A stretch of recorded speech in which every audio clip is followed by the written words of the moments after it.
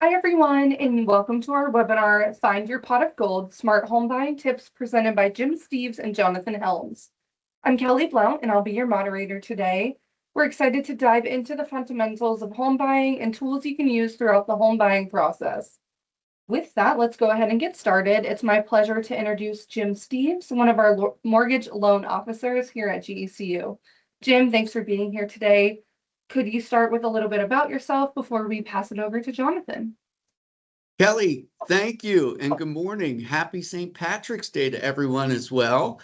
And we really welcome all of our webinar attendees here. Hopefully that we have some great advice for you. And if it's something you've been thinking about, we encourage you to ask us a lot of questions here as we go along this webinar as well. Again, my name's Jim Steves. As Kelly had mentioned, I've been with the credit union for about a little over 14 years, and about half of that I've been in the mortgage department. As a mortgage loan officer, we do deal with a lot of different case-by-case type of folks calling in, a lot of first-time home buyers, and it's not a cookie-cutter kind of thing, as you may think. So that's why these webinars are so great for advice. And we're very lucky to have Jonathan Helms with us here as well from Keller Williams Pinnacle Group. Jonathan, welcome. Good morning. I will throw it over to you. Hey, how's it going, everybody? My name is Jonathan Helms. I don't normally look like this. I'm just very festive for the holiday. Happy St. Patrick's Day, everybody. I love it. Yeah, thank you. I got the hat at Walgreens for $2.50. It's lovely. It's very shiny, many shamrocks, so nobody can pinch me today. And it just makes the webinar that much more fun, you know? So anyway, yeah. Happy to be here. I have been in the real estate business for 12 years, and today we're going to be talking about finding your pot of gold, giving you some smart home buying tips. So a little bit about me. So I've been doing this for 12 years. I actually started as a solo agent. I was in the Hyde Park area, for those of you who know Cincinnati well, and now I operate out of Loveland, and I have actually been on a team now for gosh, 8 years. We get this hair sticking out here due to the hat, so I guess that's just there to stay now. So yeah, I work at Keller Williams. I'm actually part of Keller Williams Pinnacle Group. And then I'm on the Move2 team, which is based in Loveland. I do both the buy side and the list side. So I represent both buyers and sellers. So I get the pleasure of seeing both sides of a transaction, which is always really helpful just to know the inner workings of both angles. I've sold over 200 homes in that time. I've been a top 20 producer in my brokerage for about the past 5 years. I'm not very good at PowerPoint. So I'm going to try and make my face and my words as engaging as possible because my slides are on the lackluster side. But hopefully the information's good, so the slides don't matter as much. Okay, so the number one question we get as a real estate agent, Jim, probably the number one question you get outside of just the financing side is, how's the market? What's it doing? What's it look like? So we have a great slide here that kind of gives us just a quick snapshot of what things look like out there. So I would say it's still a seller's market as a whole. So better to be a seller in this market than a buyer in this market. But I do think it's probably a better market for buyers this year than it was last year. So we'll dive into some of the statistics, but just know this is from the local real estate agent collaborative group, the RAGC. Basically, their headline on these statistics is just that Greater Cincinnati housing market shows stable prices and rising inventory as spring market approaches. So I would argue spring market's here, probably as of this week, last week. Once the sun came out, grass turned green, people could take pictures of the exterior of their home. It's been off and running, especially in a lot of hotter neighborhoods. But just to go over some of these. So the median sold price was $300,000. Now, on the left-hand side of that number, you'll see that's a 1% increase. That's a 1% increase as compared to February of last year. But year to date, so year over year, the median sold price is up a total of 6%. Units sold. So we are 0.4% above where we were in February of last year, but we're actually down a little bit overall on what has sold compared to the previous year as a whole. Total volume sold, we are up, and year over year, we're down. The most important statistic to me is at the bottom, the active inventory is up 25% from where we were. Now, what that means is there's actually stuff to go out and see. Stuff's not getting snatched up quite as quickly. And to drive that point home, if you look at the median days on the market, that's actually up 57%. Now, it's still less than 2 weeks. So if there's a house out there that you see and you love it, go see it. Don't wait for the open house. Don't wait for day 2. Don't wait for the weekend when you're off. Go see it in the evening. Reach out to your favorite realtor. Go book an appointment. There's no guarantee it's going to be there. So, but the time on market being up 57% is a good indicator. And then new listings are down. So it's kind of confusing that there's more active inventory, but listings are down. All that means is there's leftover inventory that's still kind of hanging out. Maybe not as much hitting the market on a monthly basis, but stuff is lasting longer. So that's what those numbers tell us right there. I completely agree with you, Jonathan. It's looking like still a seller's market, and it's very smart not to hesitate to go out and see those homes. Yeah, never any guarantee. The minute you get comfortable in saying, it's been on for 4 days, I'll go tomorrow, then it's pending when you go to look at it. So don't wait. Okay, so just following up on that and kind of rounding out some of the stuff. So what does all of this mean? So low inventory. So there's not that much new inventory out there. And when it hits, it gets snatched up. Interest rates are very interesting right now, but as a whole, they've been continuing to fall over the last year. So very attractive interest rates, limited number of houses on the market, still makes it a limited inventory market, too many buyers, not enough sellers. What that means for you, it's still a seller's market right now. A lot of people say, hey, I'm going to wait. This next bullet point, slow depreciation is expected. Depreciation is not. What I mean by that, everybody says, well, I'm going to wait until prices come down. My opinion, prices ain't coming down. They might go up slower. So 2020, 2021, 2022, home prices went up 10%, 8%, 10%. I don't expect that to continue, but I do think we're going to go back to a more normal 3%, 4%, maybe 2% in slower areas. Houses are not going to pop. Prices are not going to go down, but they will go up less quickly. And just know, even though I am telling you that it is a limited inventory market, even though I am telling you it is still a seller's market, that doesn't mean there's not opportunities out there. You have to know where to look. You got to kind of pick what you're going to go see. You have to prioritize whether you really want the house or the location. But as long as you're willing to make some concessions, there are definitely deals out there still for you to go out and get.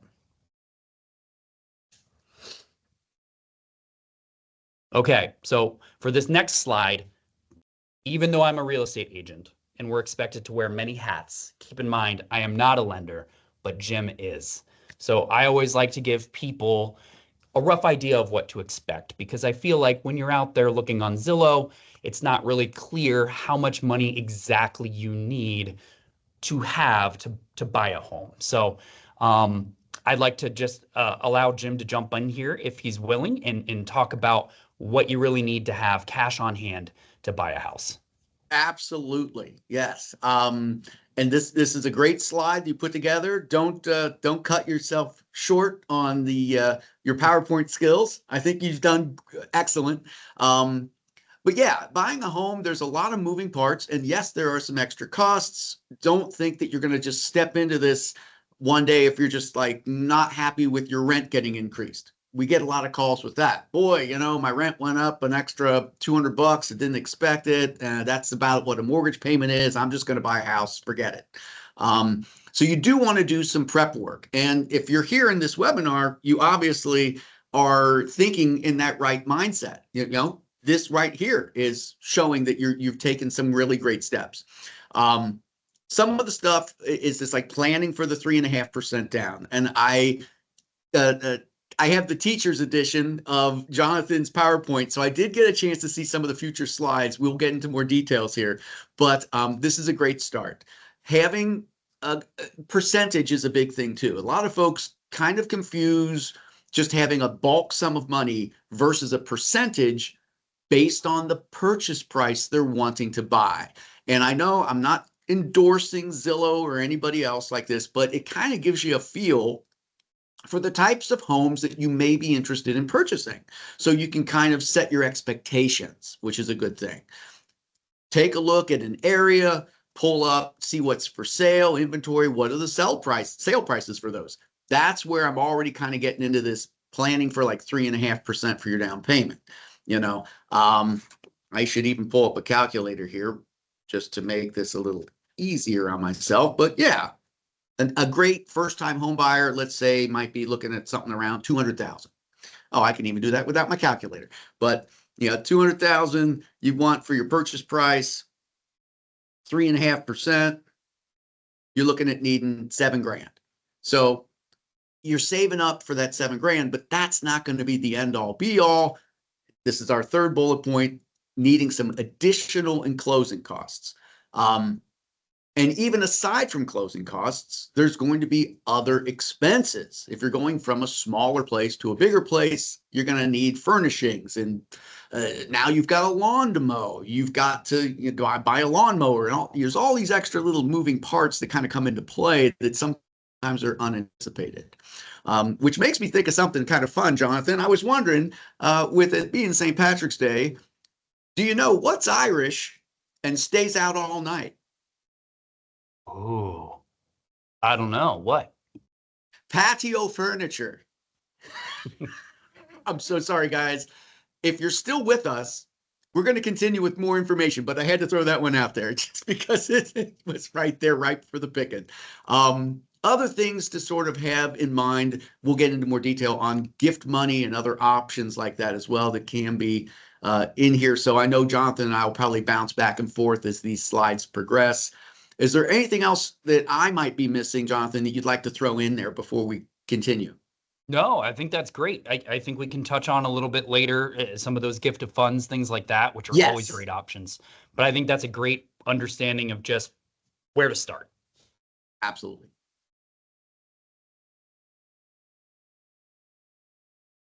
Oh, for Kelly. Hey, there we go. All right. So my beautiful St. Patrick's Day slide, we're going to talk about how to make your own luck. So there are some tools that you can use as a home buyer that can really help you throughout the process. So one of those being you can ask for closing cost assistance from a seller. Now, the only thing I would caution you in this is that you do have to take this into account when you make an offer on a home. So if a home has been on the market for 1 day, and let's say you need $6,000 in closing costs, you can get that from the seller. You can write that into a contract with your real estate agent. You just need to consider that in your offer price. So I will let your real estate agent in the future go over that with you on how that works. But just know that if you need closing costs, that's something that you can help get assistance from a seller. Now, what Jim was talking about earlier, you cannot get funds for your down payment from a seller, but those extra fees, loan origination fees, your first year's worth of homeowner insurance, things like that, which we won't get too far in the weeds, but just know those additional funds you need, not just your down payment, those can come from a sell side. So particularly great if you see a home that's been out there for 10 days, you see that you're not in a multiple offer situation. That's a situation where if you really like the house, that type of house is going to be ripe for asking for those types of concessions from a seller. And that'll really help you keep money in your account or help fill in the gaps if you need some help with that. Jonathan, yes, I would also add, and this is a tip of the hat to you as the agent. I've also kind of recommended this on the lending side as well. When we see the contract come in, if it doesn't have any kind of seller credits, like you've got in here, these asking for additional closing costs are sometimes just summed up as it's called a seller credit. It's kind of nice. You can keep it as an ace up your sleeve, so to speak, for getting your home inspection. And then based on the home inspection, it gives you a great opportunity to revisit this and let the agents maybe have that discuss you with your agent, and then your agent will relay it to the listing agent for the sellers to say, hey, you know, the hot water heater's pretty old, and, you know, some other things are going to be on the horizon. Then you could also ask for assistance from the sellers in the form of a seller credit there as well, which in turn basically can help absorb some of these other closing costs. Absolutely. Totally agree with that. I use that tactic a lot. So basically what Jim's saying is, after you find the home you love, you put an offer in on it. Your next step really is to get a whole home inspection where they take a look at your basement, they get in your attic, they get on your roof. They're going to find stuff wrong with the house because that's their job, and no house is perfect, not even in the upper echelons of the millions of dollars, I promise. And if you haven't asked for any of those concessions up front, a great tactic you can use is to ask for some closing cost assistance towards repairs, because that keeps money that you were going to have to bring to the closing table, keeps it in your bank account, and then you can turn around and use that towards whatever repairs you want. Right. So I think that's a great tactic. Yeah, it may get you that first accepted offer aside from anyone else as well. So it pops you in as looking like the strongest contender with that offer without asking for it yet, but you put that clause in and you're looking at after the inspection, hey, yeah, look what we've now discovered. Not a bad idea. And it's not tricky or anything. Again, when you have these home inspections, they're going to go over the home with a fine-tooth comb. As Jonathan said, there's going to be something. Some of it's going to be pretty small potatoes stuff. Hey, that could also be an Irish pun there, small potatoes. Sorry, I'm going to have to let that stuff go. But yeah, I think it's a very, very wise idea, regardless, to get the home inspection for a very low cost. You're basically getting almost the owner's manual on what's going on with this home. It's too big of an investment not to have that extra information. For sure. And then another method that you can go that can help making a first-time home purchase a lot easier for you. Honestly, whether it's a first-time purchase or not, you can get a gift of funds that can help you with your down payment from a family member. Jim, are there any regulations against that, or how much can they get? What are kind of the rules around a gift of funds? Let's say you have a mom, a dad, an aunt, an uncle, a brother who wants to help you buy a house. They can give you a chunk of money to assist with that. Is that correct? That is absolutely true. Now, we don't get too much into the tax implications of this. You would maybe want to also have the discussion with the donor, which is typically a parent. I have one sister that works as well, but she doesn't love me that much to give me any sort of extra help. It does have to be designated as gifted money. So this is not set up as a loan. It's just, hey, we're helping out our child. As a parent, I'm going to give him $10,000. The tax question I alluded to here is it may be worth it for your folks or whoever the donor is to talk to a CPA or a tax preparer. There could be tax implications on gifting so much money. I actually have some folks now that we did a pre-qualification letter for just yesterday, and it was indicated they were going to be receiving $100,000 as gift money. And I had to question it. I almost thought someone had fat fingered on the keyboard and added a zero, but they're in the position. So in their case, they're putting like a 50% down payment and buying a $200,000 home with $100,000 gift money. I'm like, okay, sounds great. But every application is its own application, and we will find the best path and the best rates for each person. All that tells me, Jim, is I was born into the wrong family. Me too. Right. Yeah. good gravy. That's the large in all the years I've done this. It's the largest gift I've ever heard. We'll see. Jury's out. Yeah, no, that's awesome. Good for them. So, okay. So I think we've got, oh, can we go back? Sorry.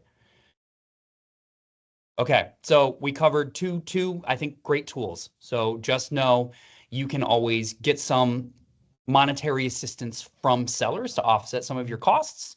You can also get money from family if they are willing and able to help you with that purchase. Another couple great tools. If you are willing to look in a low population density area. For example, I'm in the Loveland area. If you wanted to be kind of Loveland adjacent, but you're okay driving a little bit farther, and you were willing to live in an area like Goshen Township, a low population density area would qualify for something called a USDA loan. And what's great about this loan type is there's no down payment. So that means you get that 3.5% down, 5% down, 10% down. You can keep that.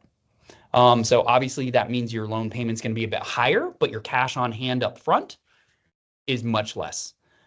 Same with a VA loan. If you are a veteran and you have served, first off, thank you very much.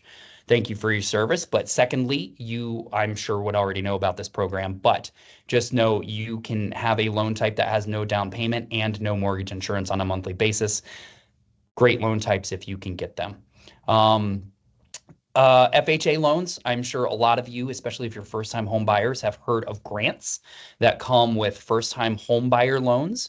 And what that usually means is it might be $5,000. It might be 3% of your loan. You can get a loan where you get a gift to help you out with your costs, but typically it does have a little bit of a string attached. So they may give you something like 3% towards your down payment. They may give you the full down payment, but typically with something like that, it's going to help you out a lot up front. And then it may have a term where you have to occupy the home for, let's say, 5 years before you can resell. Otherwise, you owe a portion of that grant money back. But just know there are first-time homebuyer programs out there. Typically, that is money that is given to lenders. And then once it's gone, it's gone. So the only downside to those FHA programs for first-time homebuyers is that you have to find a house, let's say by April, or if you're lucky, May, get it under contract and close within the time frame before that grant money is gone, because there's only so much. But just know those are out there as well. And there are also, programs that may be offered by the lender themselves that are very similar, that maybe aren't tied to the grant money as well. Jim, can you speak on that at all? Yeah. I mean, the grant programs, like you had mentioned, are a little bit hit and miss at times. And so when we get in a call or an application that comes through, I usually start looking at, like, what are the sure bet things first? Or again, it's case by case for everyone. For the programs that we offer, that also could give you additional lender credits. Now, this can have an impact on the rate you get, but that could also be a great way to absorb some of those costs. They're a little bit similar to seller credits, but in our case, what we're doing, instead of just giving you money off of maybe from the sale of the house, so that the seller's going to receive less money when they sell their house by giving you a seller credit, we would just increase the rate slightly and then give you a credit for the initial purchase. And that's kind of like hitting a moving target. Sometimes these are a case by case basis on how much can you get based on the rate and what we're going to do. But it's very interesting to explore. Again, I love a phrase here. I think we were mentioning this before we started the webinar, just amongst ourselves, that there's a phrase called marrying the house, not the mortgage. Especially with this economy, we're still kind of in this seller's market a little bit. You find that place, it's got the location, it's got the size, it's got the school districts you're looking for, whatever is on your personal checklist. It's fitting all those things. And to be able to get it, okay, maybe we bump your interest rate up an extra 1/8%, to make the money that you've got work harder for you to get this house. And then down the road, economies are typically cyclical, where rates go down, rates come up. We've been seeing them sliding ever so slowly down. You may have an opportunity within 18 months, 2 years, something like that. Do a refinance, minimal cost. You'll long-term saving, get you relocked into a much better rate, and then hang on to that until something else comes up. And I know we're throwing a lot at you. So in an overall sense, I think the thing to take from this is that there are quite a number of options, and we would love to explore these based on your own unique situations as well. So, don't think of this as you're going into purchasing a home and you're just thrown into the pool, right, with no help. Folks like Jonathan here as an agent, fantastic to help guide through that finding the home and what to do when you're making that offer. And then on the lending side, we want to guide you through this. How often do you buy a house anyway, right? So lean on us as your guides through the process to help relieve the stress as well. Absolutely. Okay, good with that one. Okay. Okay, so how do I get started with the buying process? So you've saved up, you've got your money, you're starting to peruse a little bit on Zillow, found a couple that you want to go see, you're finally ready to go out and look in person and actually look at them, not just go through the open house and peek around. So first step, what I always tell people, this is a very unpopular opinion. I get yelled at all the time. Go get pre-approved first. Here's the reason why. If you call me and you want to go see a house, will I show you a couple houses before you're pre-approved? Yes, absolutely. But what you don't want to do, you don't want to assume that you're in a certain price range, and then you go out and you look at that price range, and then you go to get pre-approved, and you've fallen in love with $350,000 houses, and you know what to expect with $350,000 houses. You go and you get pre-approved, and you're pre-approved for $275,000. It's a really tough pill to swallow, going out there and looking at houses that are above your price range and then backtracking and looking at homes that are just a step down in price range. They're going to have a different finish level. They're going to have different space. They're going to have different yards, and they're going to have different locations. So my biggest piece of advice to not set yourself up for disappointment is truly know what you can afford.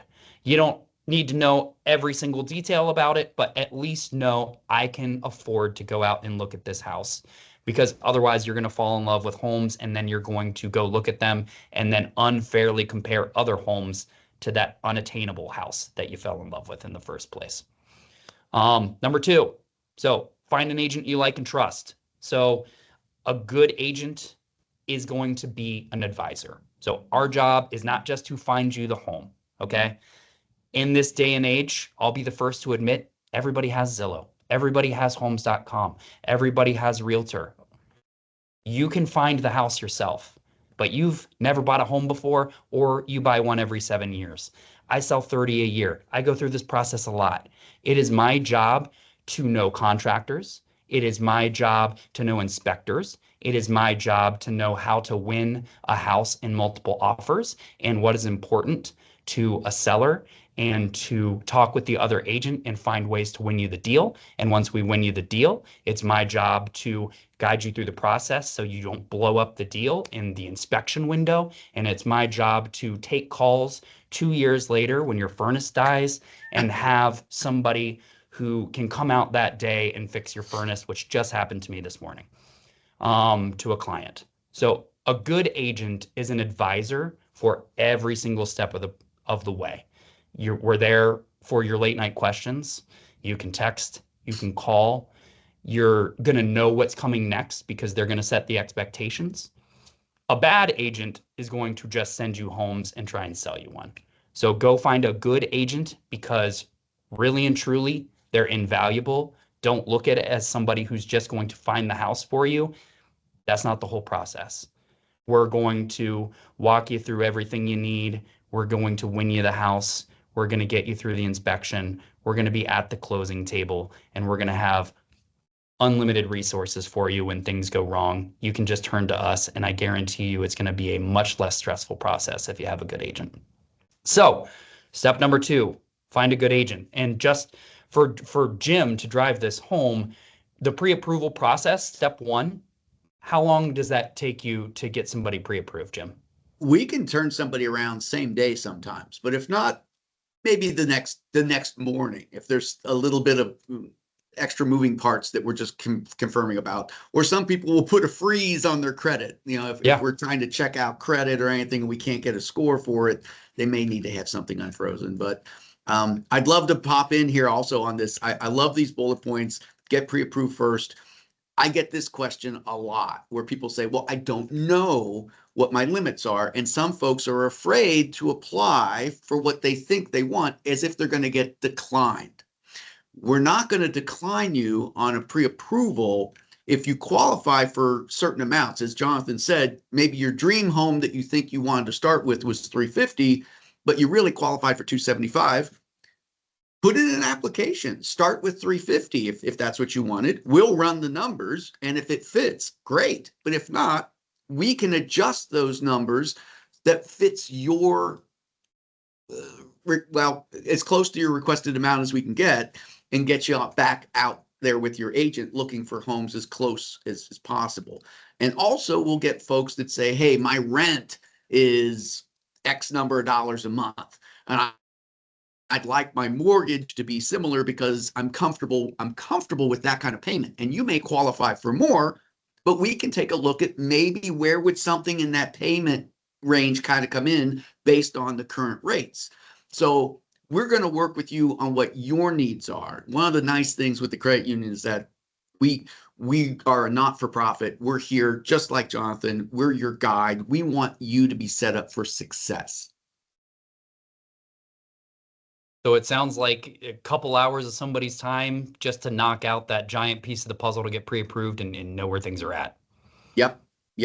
And it's all done online. So you don't have to make a trip in or anything. You just go to we'll get into that later, but it's very convenient just to kind of get things started. And we'll definitely reach out with a bit of a Q&A for your specific application as you're working through it.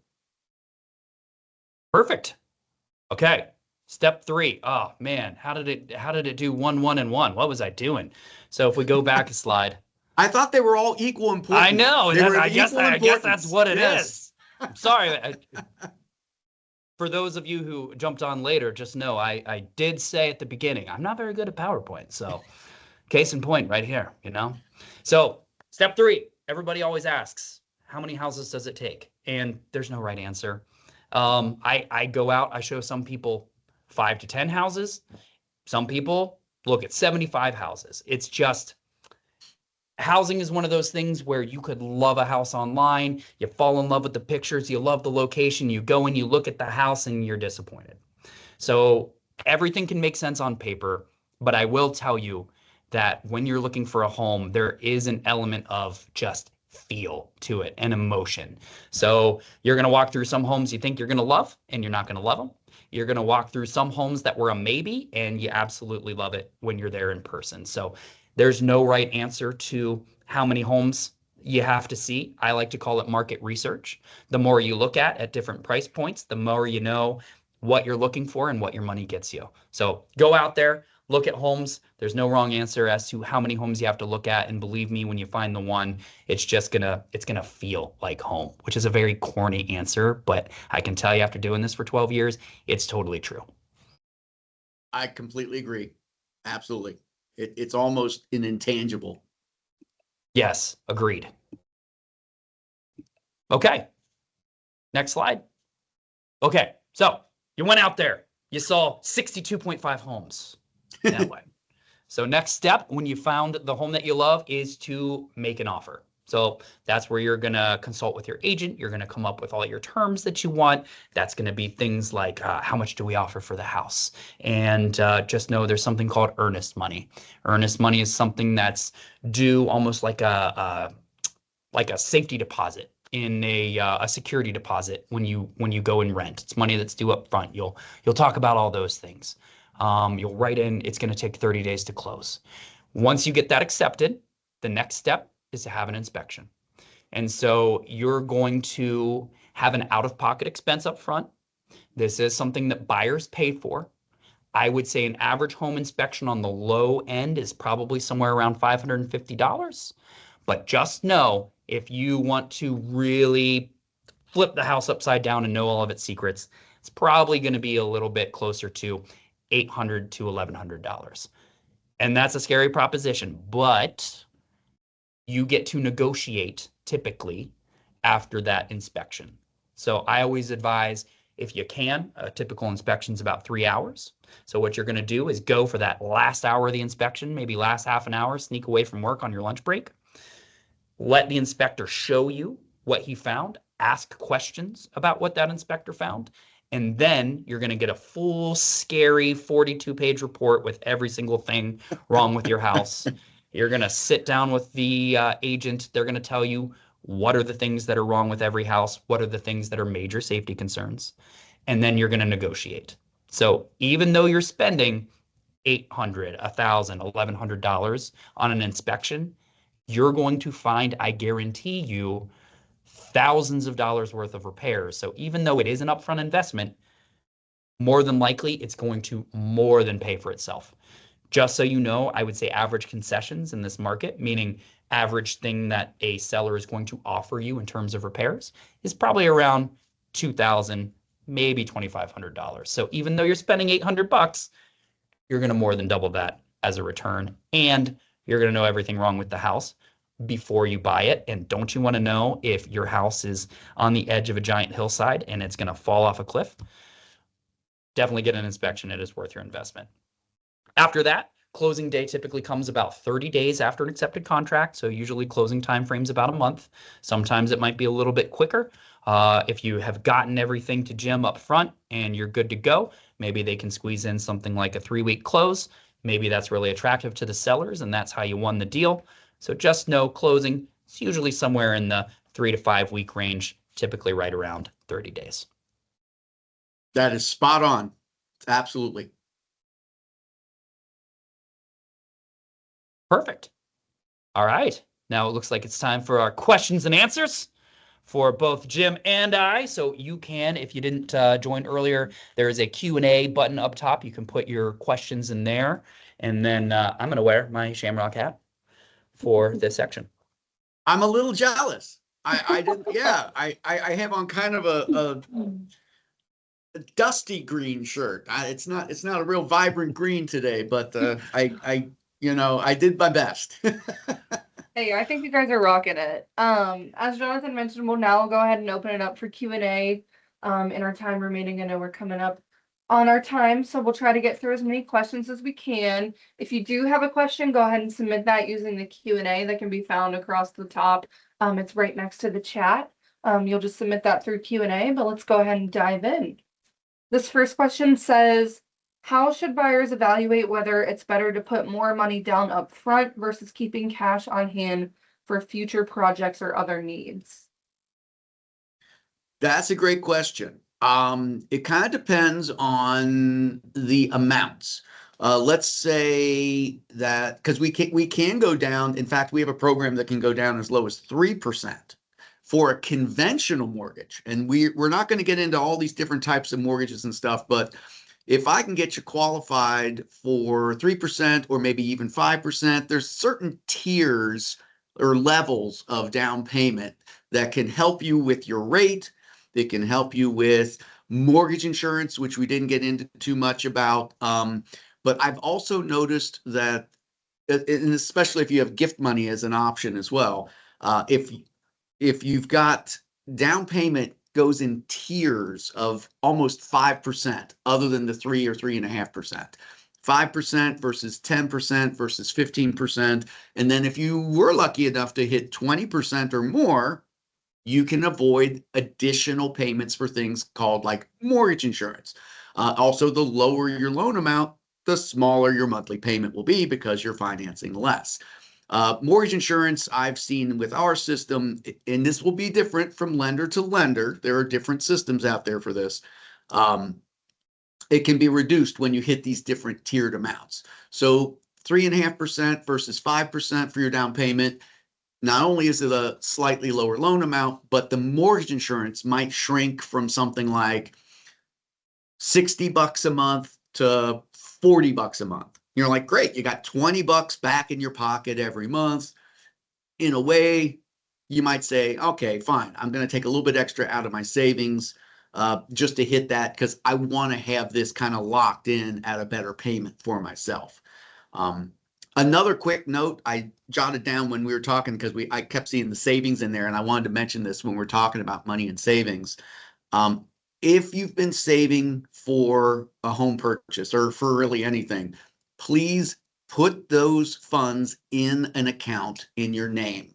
Don't keep this money under your bedroom mattress, in a shoebox or a fire safe or whatever in your room.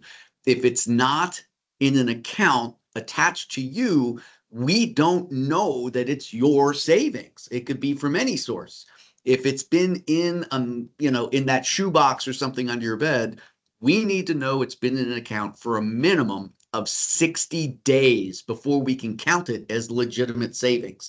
I just want to throw that out because I do get that kind of as an FAQ more often than you'd think, actually, Jonathan, where like somebody, I had a member here who had like a few $1,000s, and I'm like, dude, get that, get it earning some interest for you too. Why not? It's a win-win if you do that.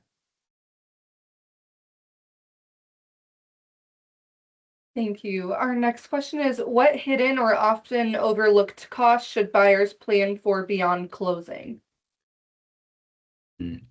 I will tell you, when you buy a house, it's like Murphy's Law.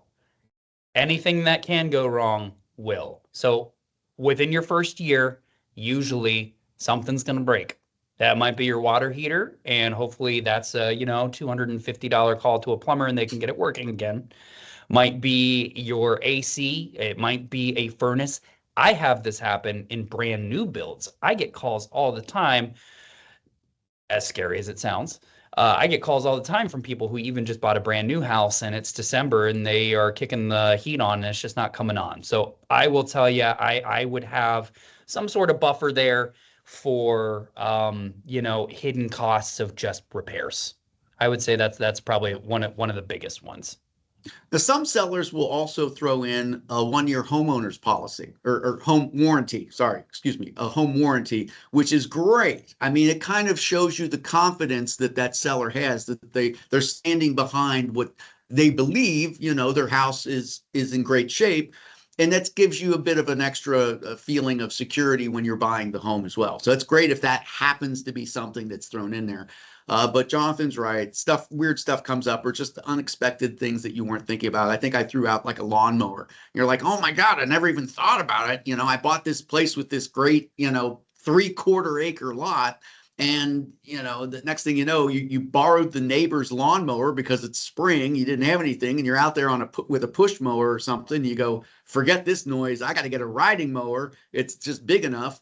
And, you're looking at, $1,500 all of a sudden to buy a riding mower or something.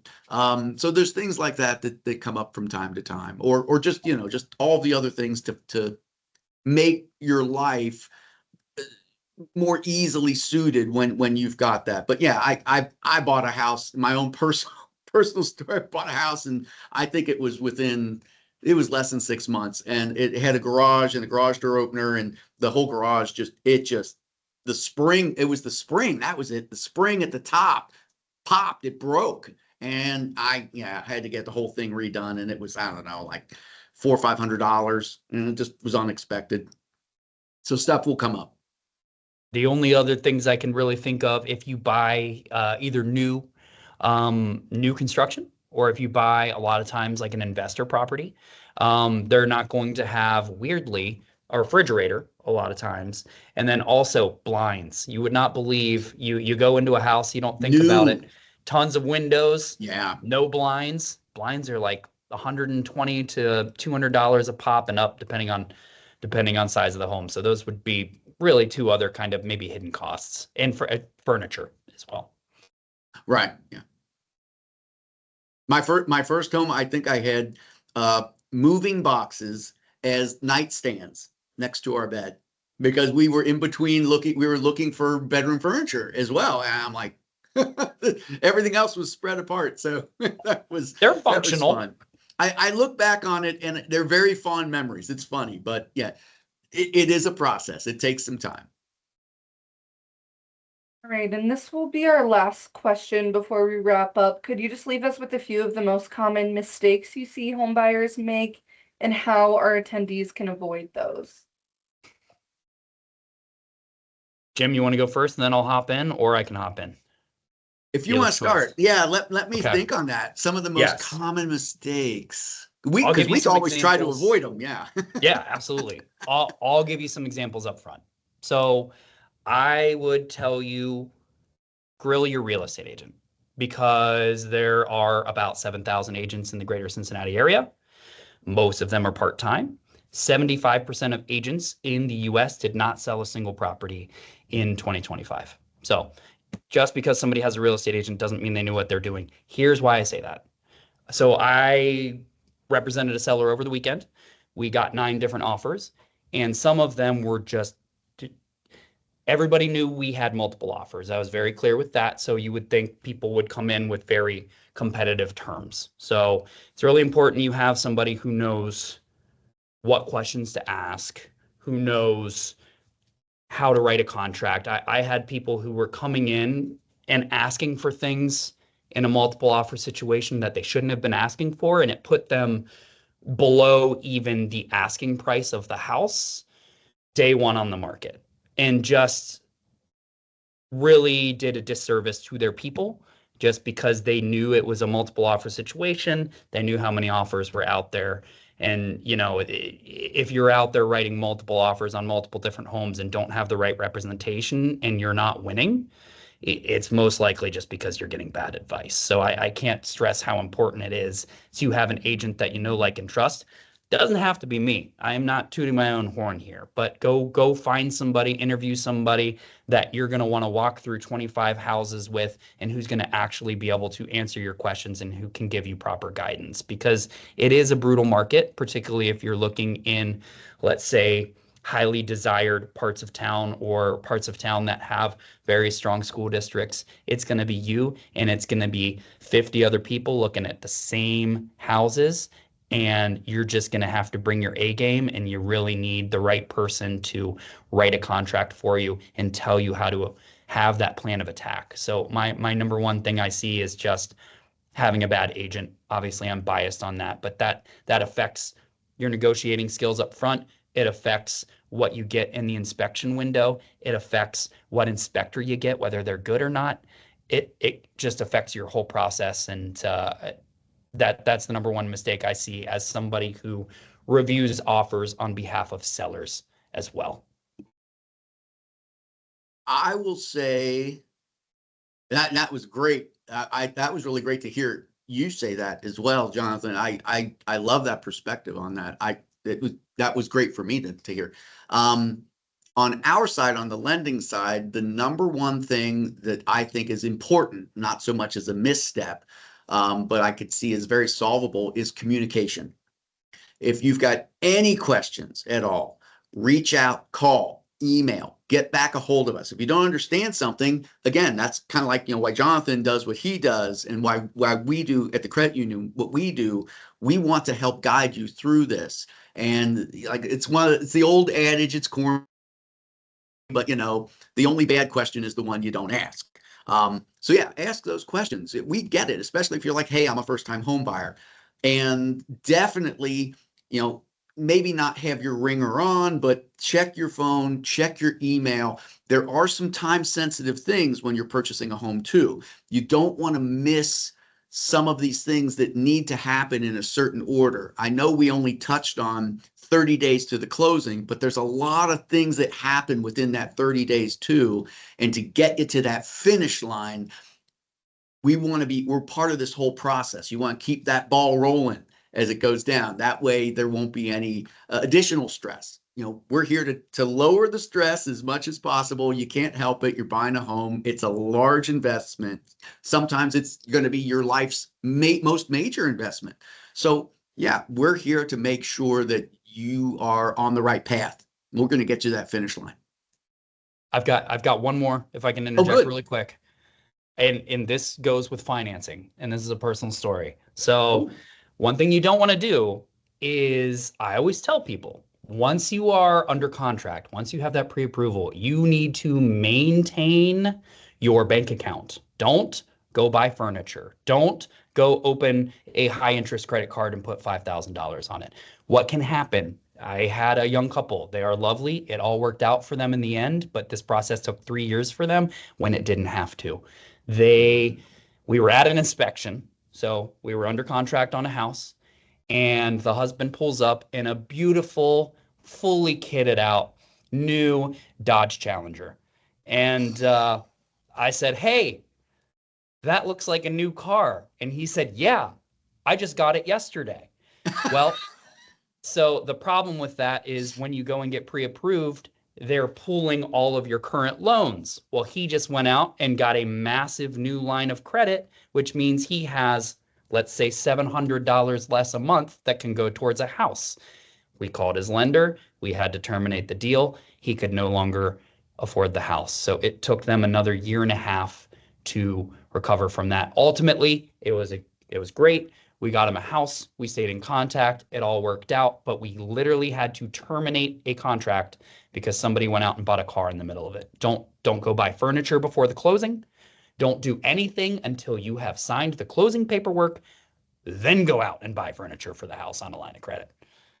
Jim, your thoughts on that? Absolutely. And my own other personal story, I've seen, not my personal story, but I've seen them come in here. Don't quit your job before you close.